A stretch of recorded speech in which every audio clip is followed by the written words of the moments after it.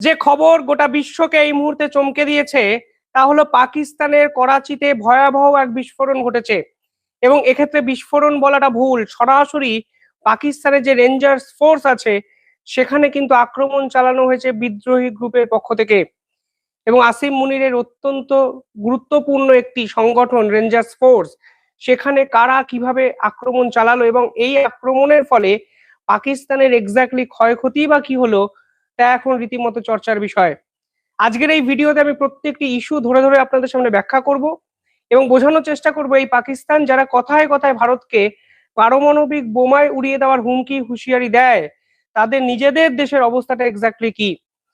এই পাকিস্তান দিনের পর দিন ভারতকে চমকে গেছে আন্তর্জাতিক স্তরে। শুধুমাত্র আমেরিকা বা পশ্চিমা বিশ্বের সমর্থন নিয়ে তারা রীতিমতো দক্ষিণ এশিয়ার রাজনীতিতে বিভিন্ন ধরনের কুকর্ম করে বেড়াচ্ছে। আজকে সেই পাকিস্তানের ঘরের ভিতর ভয়াবহ বিস্ফোরণ এবং আসিম মুনিরের অত্যন্ত গুরুত্বপূর্ণ একটি সংগঠন তা কার্যত লন্ডভন্ড হয়ে গেল কালকে। ইম্পর্টেন্ট বিষয় কি জানেন, এই সামগ্রিকভাবে ঘটনাটি ঘটেছে পাকিস্তানের করাচিতে। এতদিন অব্দি বালুচিস্তান লিবারেশন আর্মি এবং টিটিপি যে আক্রমণগুলো করতো সেগুলো কোথায় করত, সেগুলো পাকিস্তানের বর্ডার কেন্দ্রিক অঞ্চলে আমরা শুনতে পেতাম। কখনো পাকিস্তানের সীমান্তবর্তী অঞ্চল বালুচিস্তান বর্ডার কোয়েতা, কখনো বিভিন্ন আউটস্কার্টস অঞ্চল অর্থাৎ সীমান্ত পার্শ্ববর্তী অঞ্চলে বিভিন্ন জায়গায় টুকরো টুকরো আন্দোলন শুনতে পারতাম। কিন্তু এবার আমরা সরাসরি পাকিস্তানের ফিনান্সিয়াল ক্যাপিটাল নামে পরিচিত সেই করাচি, সেই করাচিতেই আক্রমণ করা হলো এবং এক্ষেত্রে টার্গেটের কেন্দ্রবিন্দুতে ছিল প্যারা মিলিটারি ফোর্সেস। দুভাবে আক্রমণটি করা হয়েছে, আমি বিস্তারিত আপনাদের সামনে বলবো। প্রথমত এটিকে একটি কোঅর্ডিনেটেড স্ট্রাইক বলা হচ্ছে এবং যে স্ট্রাইক করা হয়েছে পাকিস্তানের সিন্ধ রেঞ্জার্স এর হেডকোয়ার্টারে। এই সিন্ধ রেঞ্জার্স অত্যন্ত গুরুত্বপূর্ণ একটি প্যারামিলিটারি ফোর্স পাকিস্তানের। এই সিন্ধ রেঞ্জার্স যখন তৈরি করা হয় তখন আসিম মুনির কিন্তু এই সিন্ধ রেঞ্জার্সকে কাজে লাগিয়ে পাকিস্তানের যত বিদ্রোহী গ্রুপ আছে, যত মিলিটেন্ট অ্যাক্টিভিটি হয় সেগুলোকে দমন করতে চেয়েছিলেন। আর আজকে তার তৈরি করা সংগঠন সেই বিদ্রোহীদের বিস্ফোরণে কার্যত লন্ডভন্ড হয়ে গেল এবং এই মুহূর্তে যে দুভাবে আজকে হামলা চালানো হয়েছে করাচির ভিতরে, সেই হামলাগুলো কিন্তু আসিম মুনিরের ঘুম কেড়ে নিতে বাধ্য। দুভাবে হামলা করা হয়েছে। কিভাবে হামলা করা হয়েছে? প্রথমত হামলা করা হয়েছে গাড়ি বিস্ফোরণের সাহায্যে। দিল্লি বিস্ফোরণে যে ছক কষেছিল এই হোয়াইট কলার মডিউলের ডাক্তাররা, একই মডিউল করা হয়েছে করাচিতে। একে বলা হচ্ছে সুসাইড ভেহিকেল বোর্ন মানে ইম্প্রোভাইজড ডিভাইস, অর্থাৎ ভিবিআইডি। মানে একটি গাড়ি, সেই গাড়িতে বিস্ফোরক বোঝাই একটি গাড়ি বা গাড়ির তলার একটি সিটে বিস্ফোরক বোঝাই থাকবে। সেই গাড়িটি যদি নির্দিষ্ট জায়গায় গিয়ে ধাক্কা মারে তাহলে গাড়িটি ফেটে যেতে পারে। এবং এই যে ফেটে গেল, শুধুমাত্র গাড়িটি ফাটলো তা নয়, সেখানে প্রায় 5 কিলোমিটার জায়গা জুড়ে এতটাই তীব্রভাবে এই পুরো বিস্ফোরণটি ফাটে যে সামগ্রিকভাবে চারিদিকে পরিস্থিতি লন্ডভন্ড হয়ে যায়। হোয়াইট কলার মডিউল ডাক্তাররা দিল্লি বিস্ফোরণে রেড ফোর্টের পাশে যে বিস্ফোরণ ঘটানো হয়েছিল তাতেও কিন্তু এই সুসাইড ভেহিকেল আইডি অর্থাৎ এই ধরনের এক্সপ্লোসিভ ডিভাইসকে ব্যবহার করা হয়েছিল, যা কালকে করাচিতে করা হলো। একই ধরনের ঘটনা ভারতে আপনারা যে ধরনের ঘটনা ঘটিয়েছেন, আজকে আপনাদের রেঞ্জার্স ফোর্সের ভিতরে সেই একই কায়দায়, একই মডিউলে, একই সুসাইড ভেহিকেল দ্বারা আপনাদের রেঞ্জার্স ফোর্স সেনাঘাটিকে তছনছ করে দেওয়া হয়েছে। দ্বিতীয়ত, যখন এই বিস্ফোরণ ঘটানো হয় তার পরবর্তীকালে আরো অনেক বিদ্রোহী গোষ্ঠী বা গোষ্ঠীর সদস্যরা সেখানে পৌঁছে যায়, গাড়ি থেকে নেমে ওপেন ফায়ারিং করতে শুরু করে। অর্থাৎ 2 ফেজেস কোঅর্ডিনেট অ্যাটাক। প্রথমে গাড়ি বিস্ফোরণ, তারপরে দেদার গুলি চালাতে শুরু করে রেঞ্জার্স ফোর্সের সদস্যদের দেখে। কোথায় হয়েছে এই আন্দোলনটি বা কোথায় হয়েছে এই পুরো বিষয়টি একটু ডিটেইলিং আলোচনা করি, মন দিয়ে শুনবেন, অত্যন্ত গুরুত্বপূর্ণ একটি ভিডিও। এটি আমি আগেই বললাম যে সীমান্তবর্তী অঞ্চলে হয়নি, করাচি পোর্টের কাছে, করাচি এয়ারপোর্ট এবং করাচি এয়ারপোর্ট থেকে একটু অনতিবিলম্বে দূরে অবস্থিত গুলিস্তান বলে একটি জায়গা। এই গুলিস্তান জায়গা কিন্তু পাকিস্তানের সব থেকে সমৃদ্ধশালী একটি জায়গা। এই গুলিস্তান নামক জায়গায় আছে একাধিক ইউনিভার্সিটি, এই গুলিস্তান নামক জায়গায় আছে একাধিক গভর্নমেন্ট অফিস, একাধিক পাকিস্তানের সদর দপ্তর এবং যার মধ্যে এই প্যারামিলিটারি ফোর্স মানে রেঞ্জার্স এর সদর দপ্তর ছিল। পাকিস্তান মেট্রোলজিক্যাল ডিপার্টমেন্ট এখানে অবস্থিত এবং একাধিক গুরুত্বপূর্ণ রাস্তা অবস্থিত যা ইস্টার্ন পাকিস্তানের সঙ্গে করাচিকে কানেক্ট করে। অর্থাৎ করাচি পাকিস্তানের অত্যন্ত গুরুত্বপূর্ণ একটি ঘাঁটি, একদম দিল্লির মতো। দিল্লি যেমন ভারতের অত্যন্ত গুরুত্বপূর্ণ একটি স্ট্যান্ডিং পয়েন্ট, স্ট্র্যাটেজিক পয়েন্ট, ঠিক একই রকম করাচিও কিন্তু পাকিস্তানের অত্যন্ত গুরুত্বপূর্ণ একটি ঘাঁটি।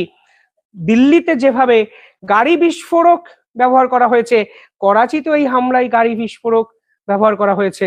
অর্থাৎ যে হামলার মডিউল আপনারা দিল্লিতে করেছেন সেই একই মডিউলে আপনাদের দেশ কার্যত লন্ডভন্ড হয়ে গেল কালকে। ভেহিকেল যেটি ব্যবহার করা হয়েছে সেখানে বলা হয়েছে প্রথমে গাড়ি ভর্তি মানে বিস্ফোরণ ভর্তি গাড়িটি রেঞ্জার্স হেডকোয়ার্টারের দেওয়ালে গিয়ে ধাক্কা মারে।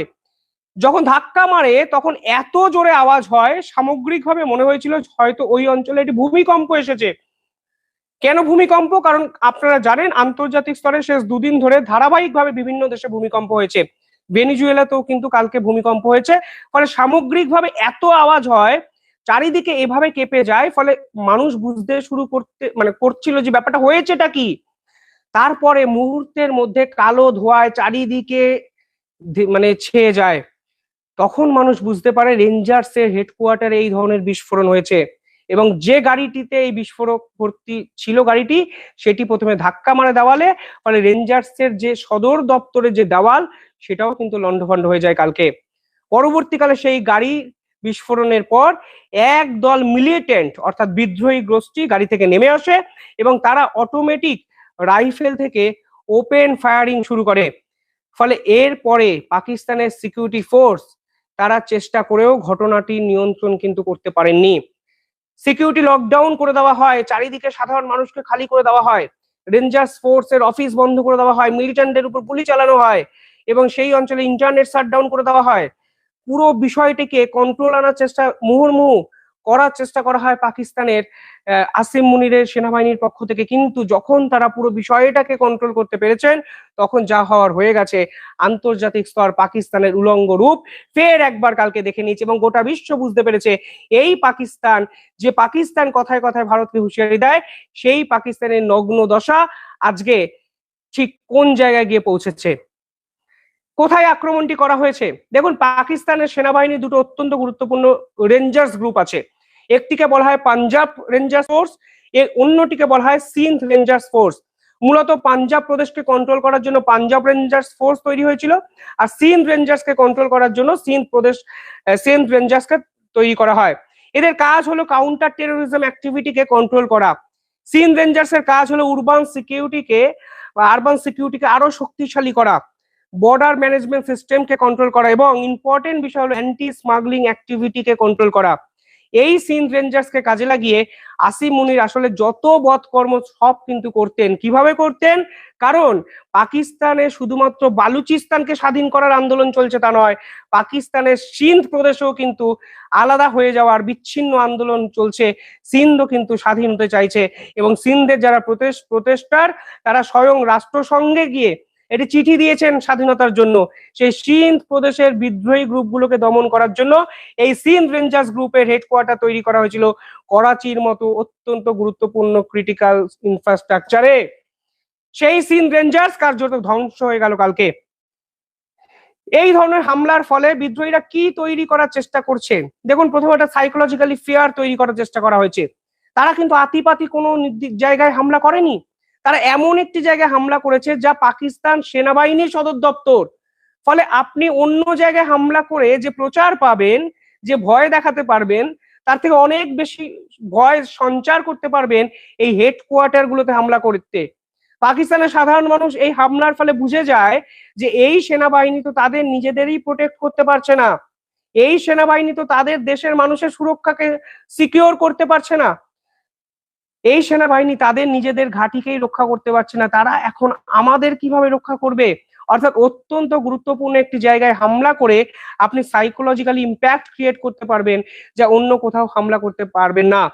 দ্বিতীয়ত প্রোপাগান্ডা, অর্থাৎ পাকিস্তান সেনাবাহিনী যেভাবে নিজেদেরকে বিশ্বের সর্বসেরা সেনাঘাঁটি বা সেনাবাহিনীর ধারক এবং বাহক রূপে নিজেদের এস্টাবলিশ করার চেষ্টা করেছে, সেই প্রোপাগান্ডা সম্পূর্ণ চুরমার করে দেয় এই বিদ্রোহী হামলাগুলো। পাশাপাশি দিনের পর দিন এই রেঞ্জার্স গ্রুপ পাকিস্তানের নিরীহ তরুণদের আটকে রেখে দিনের পর দিন অত্যাচার করেছে। তারা মনে করে, এই রেঞ্জার্স গ্রুপের সদস্যরা মনে করে এই বিদ্রোহী গ্রুপরা ভারতের টাকায় চলছে। পাকিস্তানে যত বিদ্রোহী আন্দোলন আছে তারা সমস্ত ক্ষেত্রে মনে করে বিদেশি শক্তি এদেরকে ফান্ড করছে। বালুচিস্তান লিবারেশন আর্মি কোনো হামলা করলে পাকিস্তানের পক্ষ থেকে ঘন্টাখানেকের মধ্যে স্টেটমেন্ট নিয়ে বলা হয় যে এটি ভারতের কোনো ফান্ডিং দ্বারা চলা একটি সংগঠনের দ্বারা হামলা। আর আজকে দেখুন, এই দিনের পর দিন অত্যাচার সহ্য করতে করতে করতে করতে তাদের দেশের বিদ্রোহী গ্রুপরাই তাদের রেঞ্জার্স ফোর্সকে লন্ডভন্ড করে দিল। কারা এর দায় স্বীকার করেছে? জামাত উল আহরের এই একটি সংগঠন, জামাত উল আহরের নামে একটি সংগঠনের দায় স্বীকার করেছে। এবং এখানেও একটি মজা দেখবেন, এই জামাত উল আহরার এই সংগঠনটি হলো টিটিপির একটি প্রক্সি গ্রুপ। অর্থাৎ অর্থাৎ পাকিস্তান যেভাবে প্রক্সি গ্রুপ ক্রিয়েট করে ভারতকে আক্রান্ত করে, ঠিক একই কায়দায় এখানেও জামাতুল আহের নামক একটি গ্রুপকে সংগঠন করে এই হামলা তৈরি করা হয়েছে। 2014 সালে তৈরি হওয়া এই গ্রুপ টিটিপিরই শাখা সংগঠন। আপনাদের পেহেলগাম হত্যাকাণ্ড মনে আছে? নিরীহ হিন্দু পর্যটকদের হত্যা করেছিল পেহেলগামে। কারা করেছিল?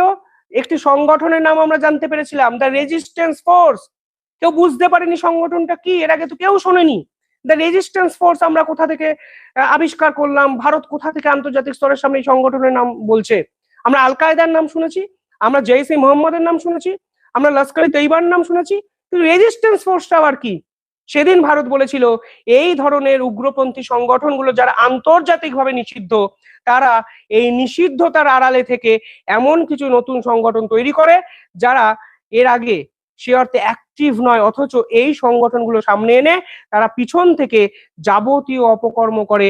কারণ সামনে তৈরি হওয়া সেই সংগঠন আসলে আন্তর্জাতিক স্তরে ওয়েল নোন অর্গানাইজেশন নয় বলেই তারা আসলে সমস্ত ধরনের সুযোগ সুবিধা পায় এবং তাদের উপর সোকল্ড ইউনাইটেড নেশন সিকিউরিটি কাউন্সিলের কোনো নিষেধাজ্ঞা বা ব্যান নেই। অর্থাৎ এক্ষেত্রেও টিটিপির উপর পাকিস্তান সেনাবাহিনী যেভাবে দিনের পর দিন বিভিন্ন ক্ষেত্রে আক্রমণ করার চেষ্টা করেছে, তাই টিটিপিরও শাখা সংগঠন মার্কেটে নেমে গেছে।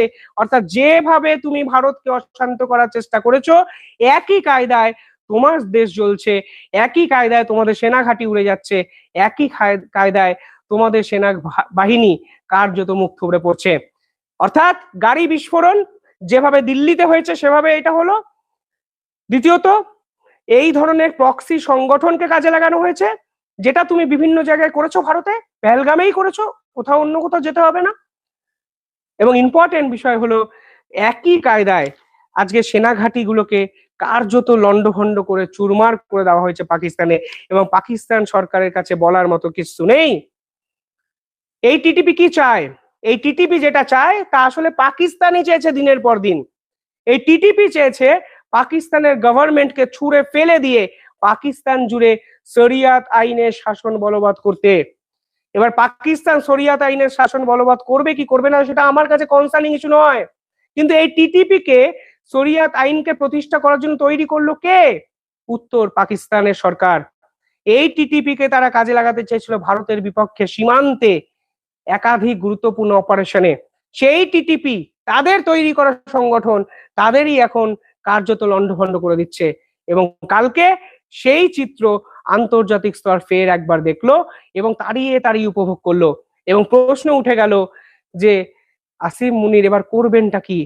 একদিকে টিটিপি, একদিকে বালুচিস্তান লিবারেশন আর্মি, পূর্ব প্রান্তে ভারতের সেনারা চাপ তৈরি করেছে, এবং দেশের আভ্যন্তরে নতুন একটা সংগঠন জামাতুল আহেরা, তারা এখন আসিম মুনিরের ঘুম ওড়ানোর জন্য যথেষ্ট। তবে সিন্থ রেঞ্জার্স যেভাবে তছনছ হয়ে গেল, আমার মনে হয় মুনিরের ফর্মে ফিরতে অনেকটা সময় লাগবে। আদতে ফর্মে ফিরতে পারবেন তো? প্রশ্ন কিন্তু থেকেই যায়। যাই হোক, কমেন্টে জানাবেন কিভাবে দেখছেন পুরো বিষয়।